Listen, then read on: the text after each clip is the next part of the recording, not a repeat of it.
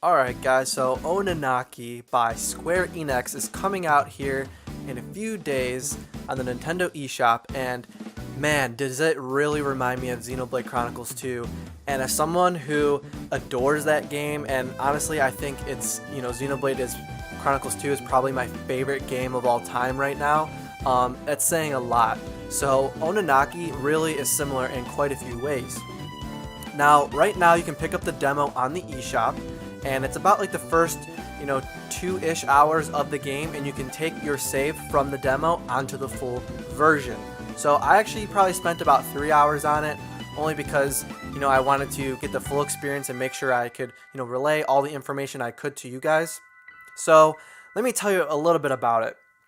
So basically, right off the bat, just looking at the art style, it kind of reminds me a bit of like Pokemon, like Sun and Moon and X and Y. It sort of has that kind of look and resolution, so it doesn't necessarily mean it's bad or good. I don't know, just kind of take that as you will.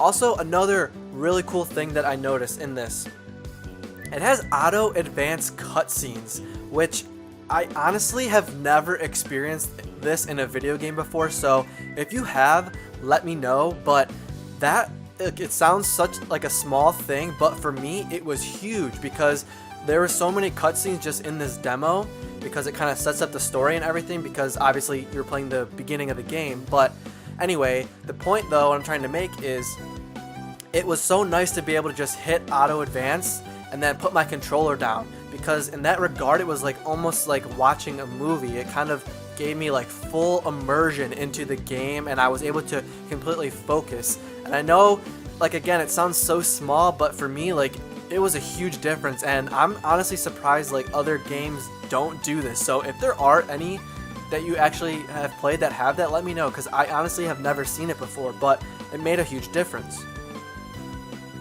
Now, the reason I'm saying that it is like Xenoblade Chronicles 2, well, for one, they're both JRPGs, so, in some regards, obviously they're gonna be the same just because they're in the same genre. But really though, for one, you have basically these demons in this game. So demons basically are very similar to blades in Xenoblade, so they kind of function in a very similar way. You actually attach these demons to your character and use them in combat, which they give you different abilities and things. So right now, I'm not sure if there will be multiple party members.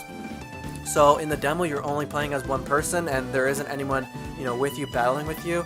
I don't know if that's going to change in the full game. I'm not really sure, but that is definitely, something that's different, obviously, from Xenoblade. But the actual battles are very much similar.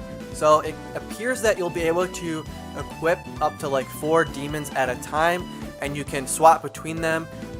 It takes a little bit, so there isn't actually really like a cooldown between swapping like there is in Xenoblade, but rather when you swap, it takes a couple seconds before you can actually switch, which kind of leaves you vulnerable in that time. So that's a little bit different there, but you have, it seemingly looks like you're going to be able to have 4 of these demons attached to you. Now, you'll also notice that there is a kind of percent gauge in the lower left, which that shows your affinity with that demon. And in battle, just like Xenoblade, you can raise that affinity while you're battling.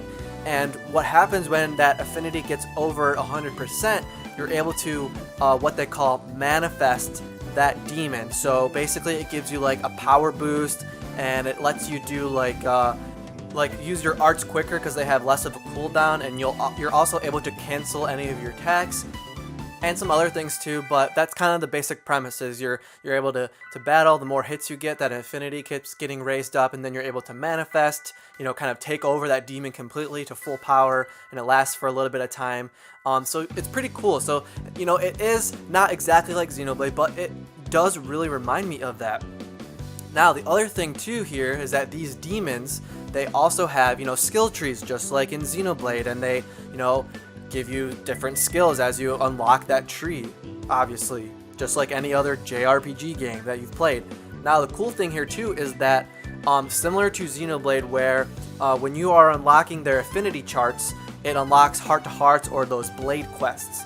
Now in Oninaki, it looks like you're going to have something similar. On this skill tree, you're able to unlock demon memories. So they're like heart-to-hearts. Basically, you go to these certain checkpoints throughout the map that let you warp around, and when you go to these and interact with them, if you've unlocked that node on the skill tree, you're able to get a glimpse into the demon's past, because they do not remember any of their past, just like the blades don't in Xenoblade. And so I imagine there's going to be more here, you know, once I get my hands on like the full game. I'm sure there's a lot more complexities here. Obviously it's a JRPG, so, you know, super complex and stuff, but at the surface here, it very much just gave me vibes of Xenoblade, which is probably why I really am excited for this game, because that's, you know, Xenoblade's one of my favorite games of all time. So some of the other things I want to mention here too that's really cool about it. The story is like a really fresh, like new idea. Like, I haven't really seen something similar to this, but basically in this game, the society that you're living in, they 100% completely embrace death and reincarnation. Like, it's just normal conversation for them, and life and death is like this very easy thing that they talk about. It isn't like you're alive and then dead and you're gone forever. Like, they very much believe in reincarnation and moving on into the afterlife. So the story actually involves around you helping, you know, other people find their way in the afterlife and helping them, you know, live and heal and move on. And you kind of act as the catalyst for that. You really help people leave their grief behind so that they can move on and be reincarnated, because you are able to travel between the world of the living and the world of the beyond, because spirits will get trapped if they have so much grief and things and they can't move on. So you have to help facilitate that, and actually in the demo you get to experience it.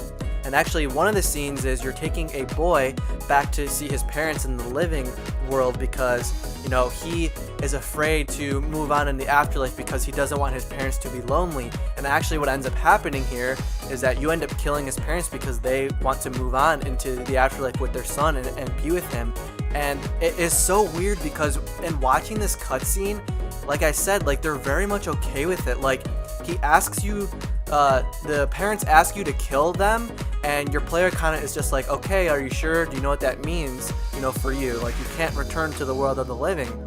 And, you know, they kind of go, okay, yeah, like, we get it. And then that's it. He kills them. Like, there isn't like a further conversation. It's just like normal for them to do that, I guess. So it's kind of cool, you know, like, so that's all I want to say. Like, there is more stuff that they talked about in the story in the demo, but I'll let you play it. Like I said, it's only about an hour or two probably for you.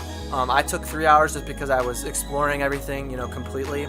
And the last thing I want to mention before I go, though, is the music is also so good from what I've heard. So if you've played Octopath Traveler, that's another great JRPG from Square Enix. The music actually from that game is very similar to Oninaki. At least the battles with the bosses. It's like kind of this like pirate music that's actually very reminiscent of Boulder Fall in Octopath Traveler. So I'm really looking forward to listening to the rest of the soundtrack in this game. And honestly, if you haven't been able to tell, I'm like buzzing right now. Like, this game just seems like it's gonna be so good. It's a little on the pricey side. It's actually on sale right now as a pre-order. You know, like, if you buy it early, I think you get like $5 off or something. So not a huge discount, but it's a little bit pricier of a game, you know, at $45. But I really think it's going to be good. It's a Square Enix game. They really don't disappoint, you know, so I'm not really that worried about it. But let me know what you guys think. Have you played this demo or not? I don't really see that many people talking about it. You know, they mentioned it way earlier in the year, and then we hadn't really heard about it. So I'm actually really excited that it's finally coming out this week. I'm excited to pick it up. If you guys have any other questions about it, you know, after the game comes out, I'm going to have it and be playing it. So, you know, if you're watching this video after that and you want to ask me some additional questions before you buy the game, because it is a little bit more expensive, you know, go ahead and leave those in the comments below, and I'll do my best to answer them. You know, obviously depending on how far I am through the game. But yeah, let me know if you have any questions. Let me know if you're picking up this game. Go ahead and try the demo. And yeah, like, subscribe, all that BS. Alright, thanks. See ya.